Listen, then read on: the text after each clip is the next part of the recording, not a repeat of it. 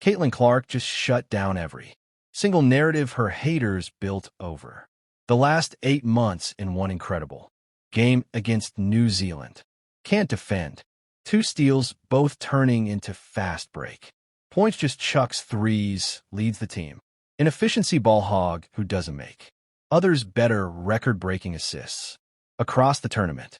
And while all that was happening, Angel Reese was watching from the bench, and head coach Kara Lawson was, well, nobody actually knows where Kara Lawson was as she's missing in action. Are you ready? Because this is the full breakdown of how Clark dismantled every excuse, one stat at a time, because Caitlin just put all her haters in their place during that game against New Zealand. Let me know down in the comments below who you think is the worst of Caitlin's haters. In Team USA, presence, starting lineup, every single one of these games, Kay Clark gets her first start here in San Juan. That's a solid starting lineup right there. 3 vets, 2 newbies to the senior squad. Picture this. Caitlin Clark, 8 months, off the floor, still dealing with the flu, and she walks into her first ever Team USA start. So what does she do with it? She goes out and helps blow New Zealand off the floor by 55 points. That's it. That's the whole story. Except it really isn't, because the details of how that happened tell you a lot more than just the final score. Give me your first impression of the game. I thought it was good. I thought we started off a little slow. I thought our second game it came in, it was really good. And then I thought overall in the second half, we were pretty good. You want to start a game. Great start by New Zealand. Caitlin Clark tries again. This time it's good. Now, look, the criticism coming into this game was always going to be there. Clark already went off against Senegal, Puerto Rico, and Italy in the first 3 games of this qualifying tournament, and people were still finding reasons to doubt her. Too rusty, still hurt, needs to be eased in. That's the thing about critics. They don't update their takes based on what's actually happening. They just find a new angle. So the New Zealand game was always going to be another test they'd throw at her, and she passed it in the most straightforward way possible. Billings, looking for space, tries to create it. Billings still gets a hand on it. Now, they're on the run, a turn 2 opportunity. Monique Billings loses the ball, stays with it, and kisses it off the glass. Here's the thing about how Clark was being used before Nate Tibbetts took over the coaching duties.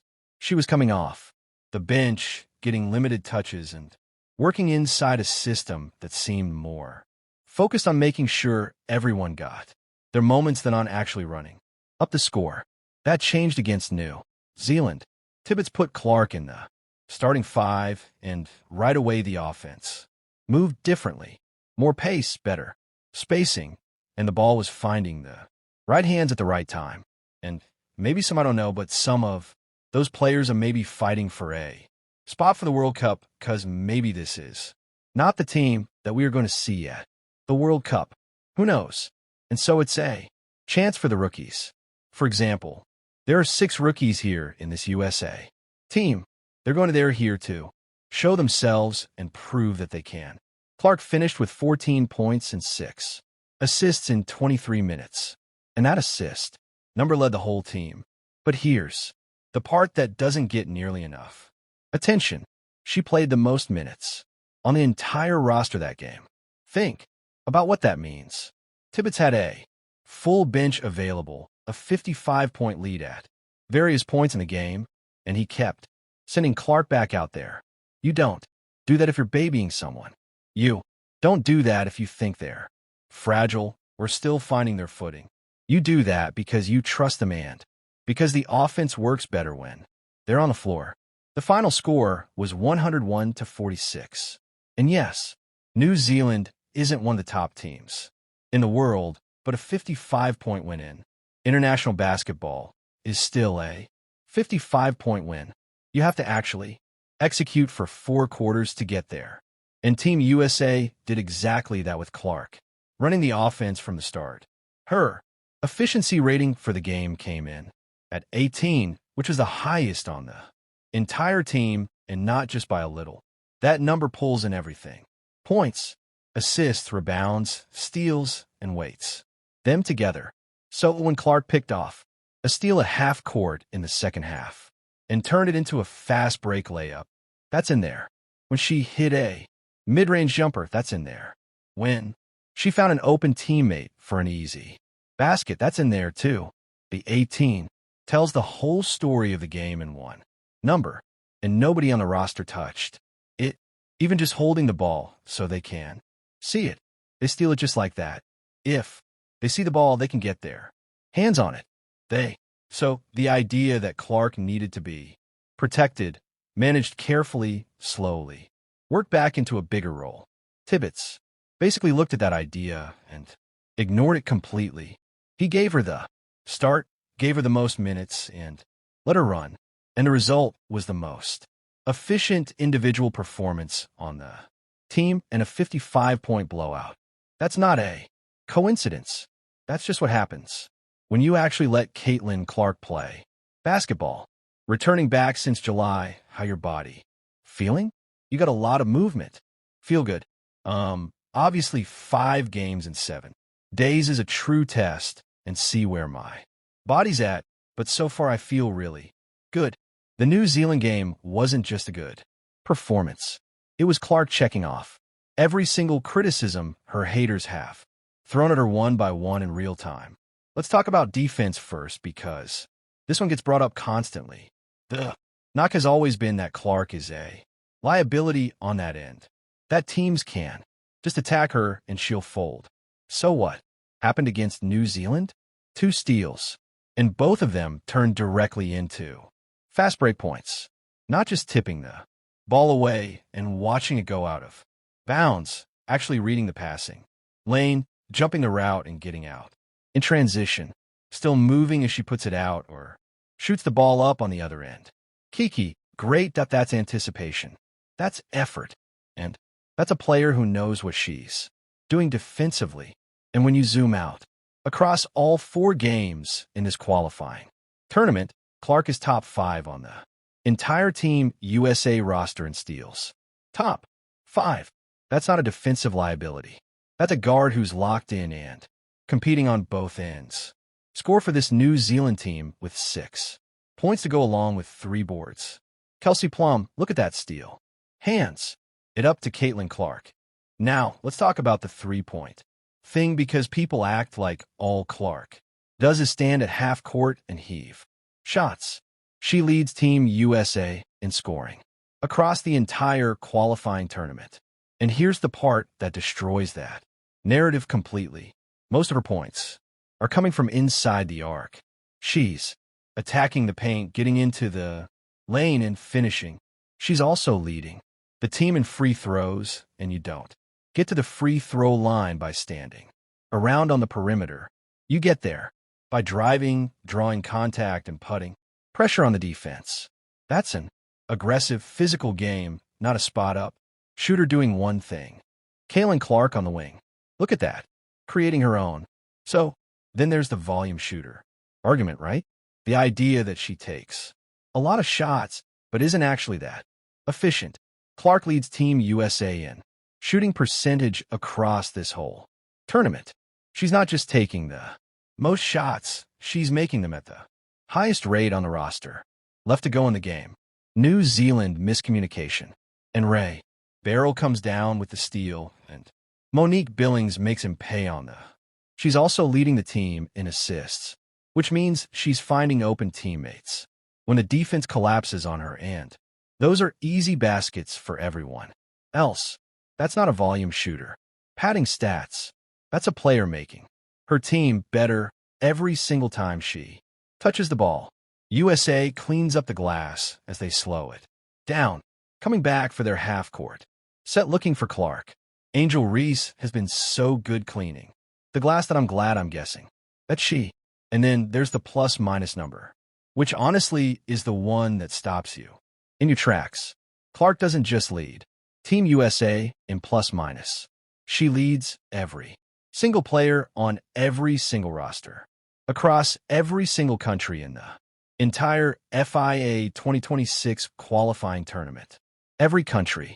That means when Caitlin Clark is on the floor, her team is outscoring the opposition by a wider margin than any other player in the whole event, not just in the USA lineup, in the whole field. That number basically ends the conversation about whether she belongs at this level, playing at a national level, although, first sign, how it's been so far with the fans here in Puerto Rico, it's been great. I thought our game, especially versus Puerto Rico at 800 p.m. was a really fun one for us. The fans have been great. Fans that have come from America have been awesome. So, anytime you get to put the jersey on, I think it's a really fun thing. You take a lot of pride in it, and it's a really big honor. And all of this is happening after 8 months off the floor with an injury. And while she was actively fighting through a flu during the New Zealand game, she said after the game that her body has been feeling really good. And look, the numbers are right there backing that up. You can't fake a plus-minus that leads the entire tournament field. You can't fake leading your team in scoring, assists, shooting percentage, and steals, all at once while sick and rusty. Last game on Wednesday against Spain. What our expectation for now? Yeah, I expect it'd probably be our hardest game since we've been here. They're obviously a very good team, so I feel like getting off to a good start. We kind of struggled them in that area. A couple games, and we kind of did today. So I think getting off to a really good start for them will be a big key for us. But I have a day in between to prep, so we'll be ready. Thank you, Caleb. Hi, Kelly. The injury excuse is gone. The health excuse is gone. The defense excuse is gone. The efficiency excuse is gone. Every single talking point that her critics built up over months just got knocked down by 4 games of actual basketball. And the stat sheet is sitting there making it very hard to argue otherwise. Let's talk about the elephant in the room. Kara Lawson was not on the sideline for the New Zealand game, and USA basketball hasn't given anyone a straight answer about why. To understand why this is a big deal, you have to go back to the Seagal game, because that's where the tension started, building in public. Clark went off for 17 points and 12 assists in just 19 minutes coming off the bench, one of the most efficient individual performances in FIA women's qualifying history, and she did it as a reserve. So what was Lawson's response at the press conference after that? Essentially that everyone needs to shine, not just Caitlin. That was the quote. That was the take. After a record-breaking performance, the head coach's message was about making sure the spotlight got spread around. I thought Nate Tibbs is a better coach than Kara Lawson. Kara Lawson wasn't present, which I thought was odd. Then Puerto Rico happened. Puerto Rico came out in a 2-3 zone that was clearly designed to keep the ball out of Clark's hands, and instead of adjusting the offense to attack that, instead of finding ways to get Clark more touches against a defense built specifically to stop her, Lawson just stuck with the same rotation. Clark stayed limited.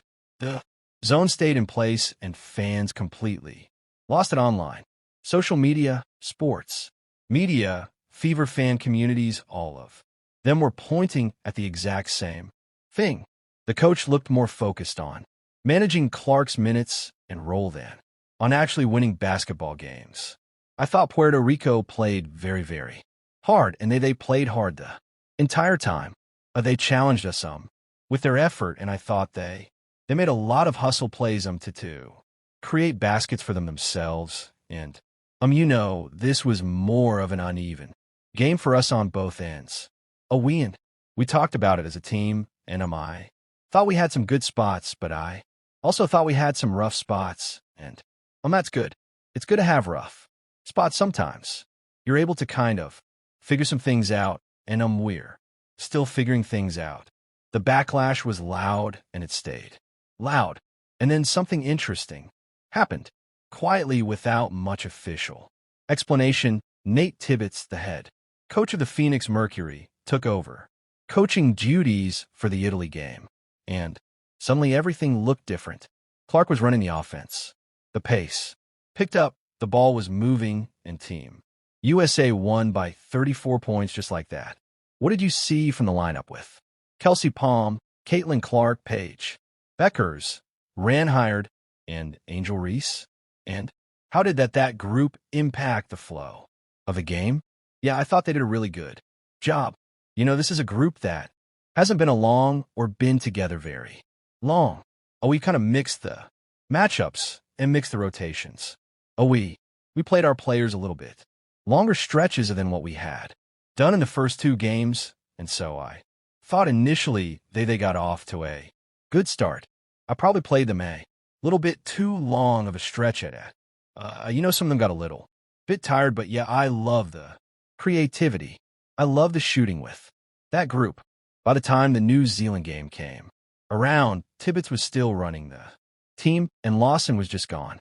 So the question isn't just where she is, it's whether the pressure from fans and media actually pushed USA basketball into making a change, because the timing of it is hard to ignore.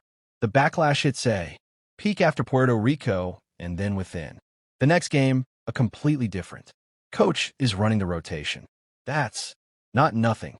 Tibbetts runs a completely different system than what we were seeing before.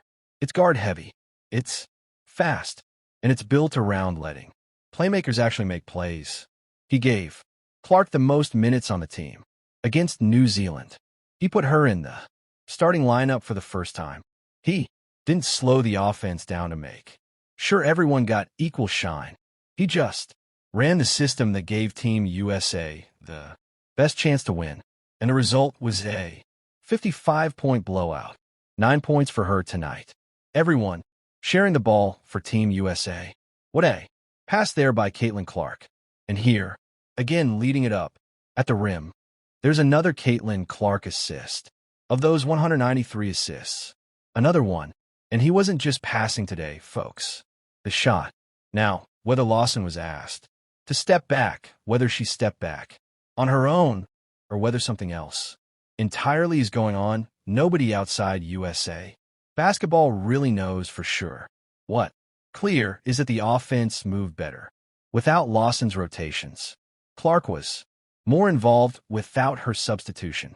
Patterns and Team USA look more like a team built to actually compete rather than a team built around managing playing time. The practical outcome of all of this is sitting right there in the box scores. Faster pace, better spacing, Clark as the focal point, and back-to-back dominant wins. That's not a coincidence. That's just what happens when the system fits the players you have. And speaking of the system fitting players, Tibbetts didn't just unlock Clark with his lineup decisions. He also made a very specific call about someone else's minutes that is worth paying close attention to. Another thing I noticed is that Caitlin Clark was used a lot in this game, and I'm glad she was. She did pretty well. I'm surprised she wasn't player of the game. I thought she should have been player of the game, but they gave her to Chelsea Gray. Whatever. I don't know who makes these decisions. They're not good at it. Tibbetts didn't just change how Clark was being used. He changed the whole rotation. And Angel Reese felt that shift more than anyone else on the roster. Reese came into this qualifying tournament with a lot of buzz around her. Big, interior presence, physical game, someone who can grab boards and score around the basket. But under Tibbetts, her minutes have been noticeably cut back. And the contrast between how she and Clark are being used right now tells you a lot about where this team is actually heading. Graham drives against Vel up off the glass. Monique Billings pulls down her sixth rebound of the game. Caitlin Clark, the vision and the execution. What a pass inside. The Reese situation didn't start with Tibbetts taking over, though. It was building earlier in the tournament. There were moments in those first few games where Reese appeared to look Clark off on passes. The ball would swing around, Clark would be open and in rhythm, and instead of hitting her, Reese would pull the ball back or go another direction. Fans noticed it. Analysts noticed it, and it kept happening enough that it stopped looking like a coincidence and started looking like a pattern. So now, Tibbetts is running the show, and he's building a system around pace and guard play. And here's the thing about Reese's game. Her interior style naturally slows things down. She works in the post. She fights for position. She operates at a slower tempo. That's a real weapon in the right system. But Tibbetts isn't running that system. He wants the ball moving fast. He wants guards creating and pushing in transition in a slowed down post game. Just doesn't fit what he's trying to build right now. So Reese sits, and the pace picks up, and Team USA goes out and wins by 55 points. First half, USA up big 49-8. Caitlin Clark, no one steps up, drives, kicks it to Becker. Meanwhile, Clark and Paige Beckers are quietly building something that looks genuinely dangerous. Let's talk about what makes that backcourt combination actually work. Both of them can create off the dribble. Both of them have elite court vision. And when one of them draws pressure from the defense, the other one seems to instinctively know where to be and what read to make. That's not something you could just draw up in practice. That's two smart players figuring each other out in real game situations and getting better at it. Every time they share the floor, right away, she sees everything on the court. Clark, one of the best passers there is in basketball, this time going to do it herself from the mid-range. In the New Zealand game, specifically, the Clark and Beckers backcourt was generating exactly the kind of pace and spacing that breaks defenses down. Ball, movement, back cuts, transition, opportunities off turnovers. It was all flowing pretty naturally for two players who haven't had that much time together. And it's only going to get sharper as the tournament goes on. Tibbetts has also been experimenting with a three-guard lineup that puts Clark, Beckers, and Kelsey Plum on the floor at the same time. And that version of Team USA is honestly the most dangerous thing this roster can put out there. Three guards who can all shoot, all pass, and all create off the dribble, with Clark as the one initiating everything and making the first read. Defenses have no good answer for that. The way they're shooting from three would not be surprising. 13 of 16 so far from three for Team USA. And here we go. Caitlin Clark, right on two. Caitlin Clark from the top of the three, add another triple to her stat line. But that's not all, because the Clark and Becker's chemistry matters way beyond just this qualifying tournament. Both of them are already established stars in women's basketball, and watching them build a real connection in live game situations is exciting regardless of what jersey they're wearing. And for anyone who follows the Indiana Fever closely, there's something even more specific to pay attention to here. Clark is developing her playmaking instincts at the international level, sharpening her reads and figuring out how to operate as a true point guard running a fast-paced offense. So after 4 games, the stat sheet is clear. Clark leads Team USA in assists, efficiency, and plus-minus across the entire tournament field. In fact, she leads the entire tournament in assists, already breaking historic records, and plus-minus. She played the most minutes against New Zealand. She did all of it, coming off 8 months of injury while fighting a flu. If she can't do this, internationally argument is just gone. The Fever's own Instagram has been tracking every single number, and the organization clearly knows what they have, because what Clark is building here, the pace, the playmaking, the read, she's developing with Beckers, that doesn't stay in this tournament. That comes straight back to Indianapolis. Let me know down in the comments below who you think is the worst of Caitlin's haters in Team USA. Like, subscribe, and turn on all notifications so you never miss out. Click the video on the screen, and we will see you in the next